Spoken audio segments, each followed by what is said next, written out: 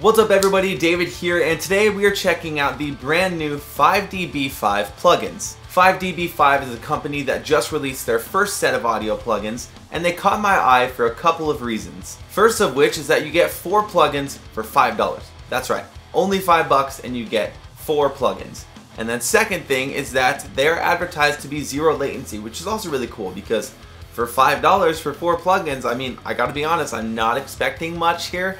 But yeah, they're advertising 0 latency, they're only $5, and all of it just as a package was intriguing to me. So I bought them, and today we're going to try them out and see how they stack up. In the bundle you get a compressor, an EQ, and transient designer type combo, you get a resonance remover, and then you also get a saturator. So there's some interesting concepts in these plugins, and that's what we're going to be looking at today. So let's get started. Now guys, before we start, we'll be working with a mix of mine and Nathan Falcon's song Monster.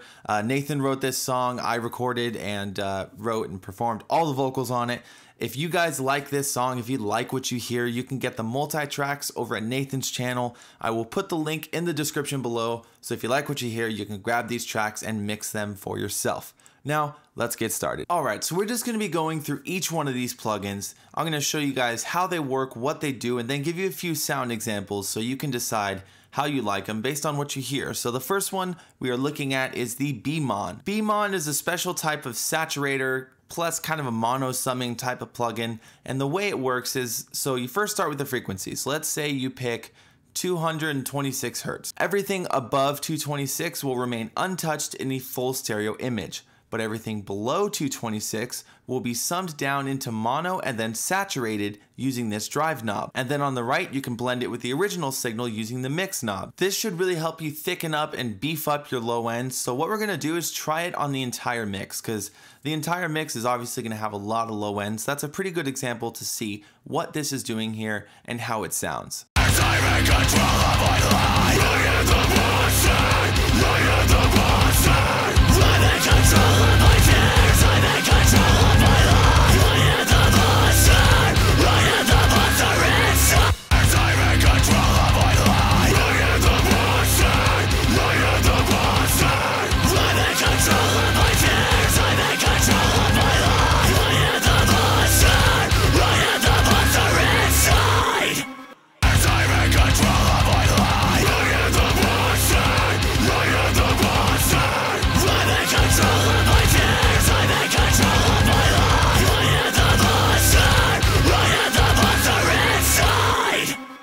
So that sounds pretty cool. It definitely allows you to tighten up your low end and really control it a little more. So what we're gonna do now is we're gonna try this on a floor tom, because a floor tom is obviously something that you want to have good low end on. So we're gonna throw this on the floor tom, and I have a section already looped over here, so we're gonna find that.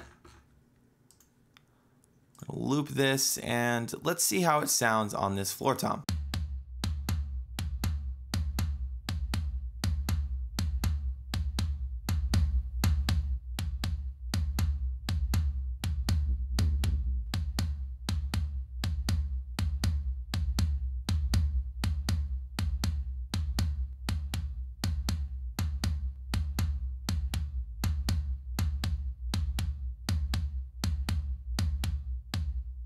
Now this floor tom is already pretty beefy, so I don't want to go too far with this because you can definitely overdo it, but once again, it sounds really cool. It definitely tightens up that low end. It definitely brings out the sustain a lot more, so you're hearing more of the whole entire low end note. And I don't know, it just sounds really, really cool on toms. This would definitely be cool to maybe throw on a rack tom, for example, something that maybe doesn't have a lot of low end. You could maybe bring it out a little bit more with Beamon. So Beamon is gonna be great for anything where you want to control the low end. So the next one we're going to be looking at is K-More. K-More is basically an EQ and a transient designer all in one package. You have 2 main knobs over here, your low and your high, so it's kind of like a 2-channel EQ. You have the focus knob for the low and high, and that's going to help you decide what frequency you are targeting. And then you have the width, which is going to decide the bandwidth of that frequency, so how much of the frequencies around it. So this plugin is going to bring out the transients and EQ whatever desired frequency that you want. So we're going to try this on a kick drum. A kick drum is something that I use transient designers for all the time,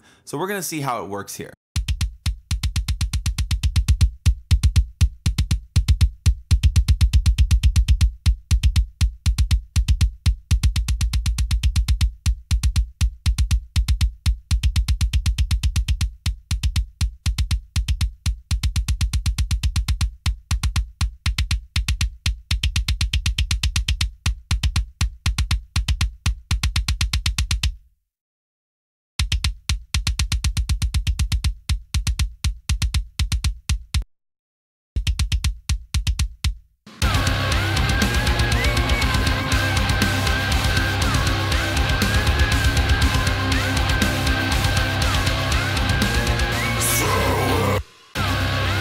Oops.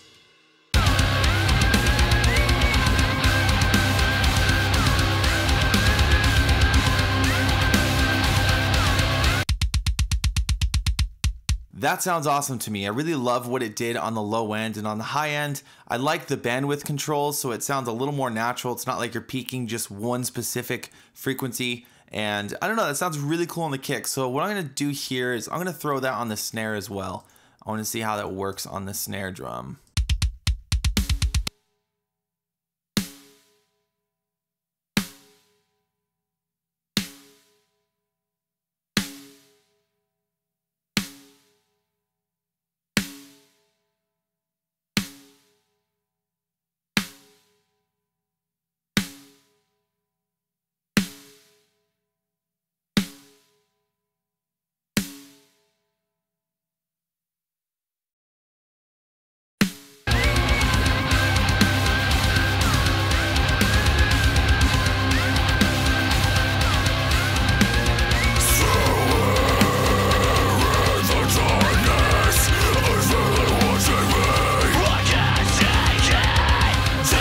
So I could dial that in a little bit more, but once again, that's also really useful for the snare drum. Now, something I tried the other day actually was I actually threw this on the drum bus and I got some interesting results. So let's try that one more time.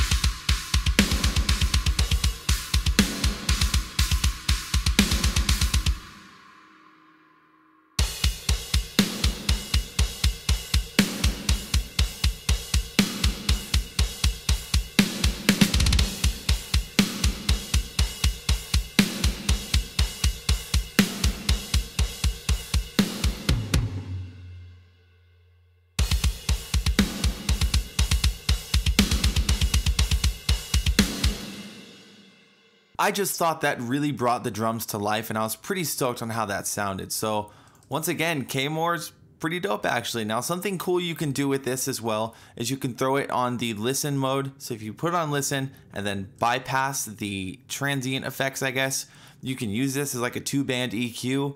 I don't know that I'd want to do that though. I feel like I would just grab an EQ instead of doing all that work to use this one. But I mean, you can do it. The option is there. I probably won't though. Now, of course, you can use this on anything you want, but I feel like this is gonna work best for drums because it is more of a transient type of processor. Next one we have is D-Res, which is a resonant filter for the sustain of your drums. So basically this allows you to attack certain frequencies in your drums that you might wanna pull out, like a snare ring, without having to completely EQ the entire track. This has a built-in threshold that will allow the transient to pass through first, and then it will start attacking the sustain of the note based on the frequency you choose. So you'll choose a frequency with the focus knob, you'll choose the bandwidth with the width knob, you'll apply your reduction with the D-Res knob, and then you have this master knob to compensate for any volume differences. And you'll have this listen knob where you can solo the frequency you're looking at so you can really dial in the frequency that you want to take out. So let's give this a shot.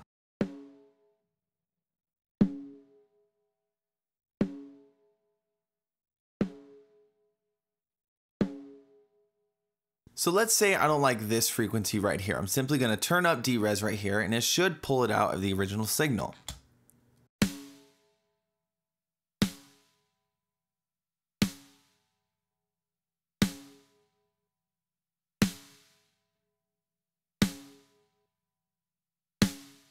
And it actually does. You can hear that I'm pulling out that tubiness in the snare drum at around 400 Hertz.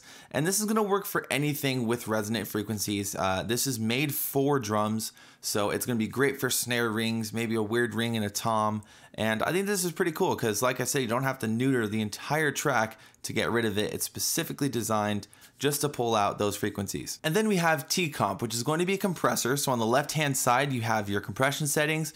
But on the right, you also have this punch and the size. So basically, what this is designed to do is help you compress your drums while still retaining the original attack and transient of the unprocessed signal. So you would compress everything as normal, and then you can bring back the original transient using this punch and size knob. Punch is going to let you control how much of the original transient you want to bring back in, and size will let you control the size of the transient based on a time length. So I'm going to shut off my distressor over here, and we're going to try some kick compression with this and see what we get.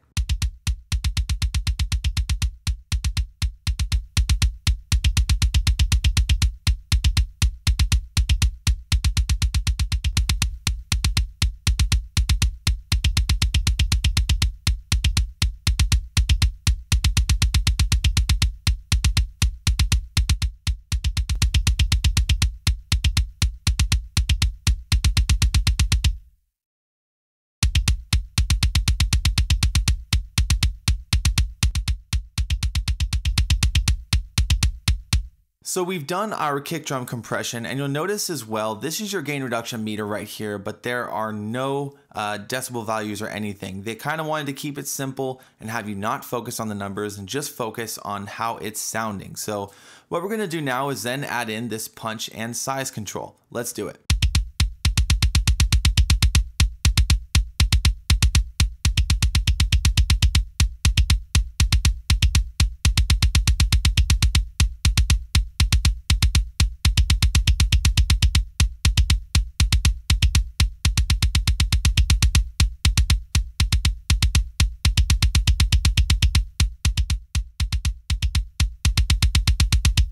You can definitely hear it bringing a lot more attack into this kick drum, so I'm going to put it in the mix and see what it does there.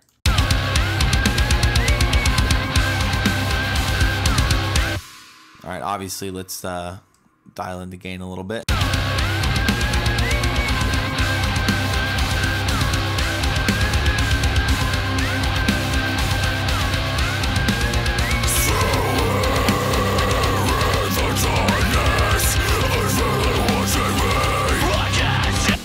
So this is making a pretty big difference on the kick drum actually. Now the kick sounds a little weird to me. There's kind of a slappy, weird, wet kind of frequency in there that's annoying the hell out of me, but I'll fix that later. That's not what this video is about, so whatever. But the compressor I think sounds really cool actually. And I'm gonna throw one of these on the snare and we're gonna see what it does there. So I soloed and looped a snare part, so let's see how it works.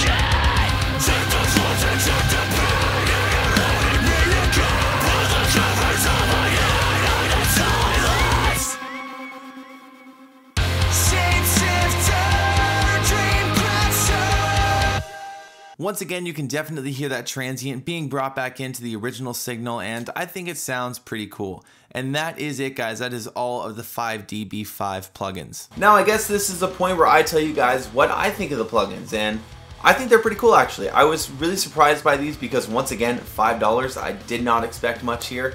But some of these have some really interesting concepts. If I had to pick a couple favorites, it would definitely be the Beamon and the K-More, which is the saturator, and then the EQ/transient designer. I really liked what the Beamon did with summing down the low end into mono, and then I really liked what K-More did to my drum bus. I was really stoked when I threw that on there.